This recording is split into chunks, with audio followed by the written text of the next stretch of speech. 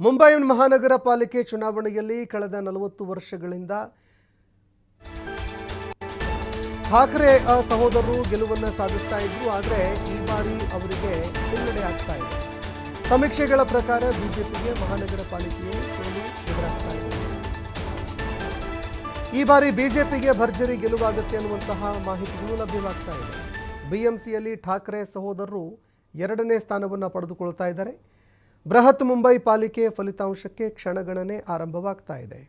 ಉದ್ಧವ್ ಠಾಕ್ರೆ ಕೈಯಿಂದ ಮುಂಬೈ ಕೈ ತಪ್ಪತ್ತಾ ಹಾಗಾದರೆ ಅನ್ನೋ ಮಾತುಗಳು ಕೇಳಬರ್ತಾ ಇದೆ. 40 ವರ್ಷಗಳ ಬಳಿಕ ಉದ್ಧವ್ ಠಾಕ್ರೆಯಿಂದ ಅವರ ಕೈಯಿಂದ ಈ ಒಂದು ಪಾಲಿಕೆಯ ಚುನಾವಣೆ ಏನಿದೆ ಇದು ಕೈ ತಪ್ಪುವ ಸಾಧ್ಯತೆ ಇದೆ. ಆಕ್ಸಿಸ್ ಇಂಡಿಯಾ ಸಮೀಕ್ಷೆ ಪ್ರಕಾರ ಬಿಜೆಪಿಗೆ ಗೆಲುವು ನಿಶ್ಚಿತ ಅನ್ನೋ ಮಾತುಗಳು ಕೇಳಬರ್ತಾ ಇದೆ.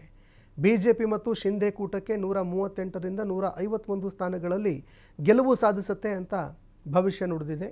ಕಾಂಗ್ರೆಸ್ ಕೂಟಕ್ಕೆ 12ರಿಂದ 16 ಸ್ಥಾನ, ಶಿವಸೇನೆ ಉದ್ಧವ್ ಠಾಕ್ರೆ ಬಣಕ್ಕೆ 56ರಿಂದ 68 ಸ್ಥಾನ.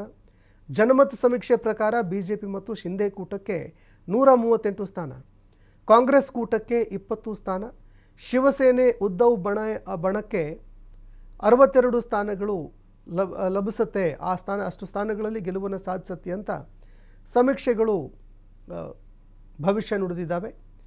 ಆದರೆ ಚುನಾವಣೆಯ ಫಲಿತಾಂಶ ಏನಾಗುತ್ತೆ ಅನ್ನುವಂತಹ ಪ್ರಶ್ನೆ ಇಲ್ಲಿ ಎದುರಾಗ್ತಾ ಇದೆ.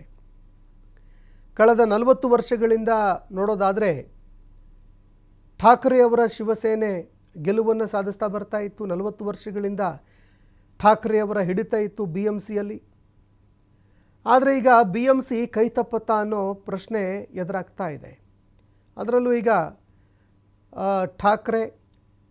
ರಾಜ್ ಠಾಕ್ರೆ ಅವರು ಹಾಗೂ ಉದ್ಧವ್ ಠಾಕ್ರೆ ಇಬ್ಬರೂ ಕೂಡ ಒಂದಾಗಿದ್ದರು. ಇಬ್ಬರು ಒಂದಾದ ಬಳಿಕವೂ ಕೂಡ ಭಾರಿ ಹಿನ್ನಡೆ ಆಗ್ತಾ ಇದೆ ಅನ್ನೋ ಮಾಹಿತಿಗಳು ಲಭ್ಯವಾಗ್ತಾ ಇದೆ. ಬಿಎಂಸಿ ಕೈ ತಪ್ಪತ್ತೆ ಅನ್ನುವಂತಹ ಮಾಹಿತಿಗಳು ಲಭ್ಯವಾಗ್ತಾ ಇದೆ.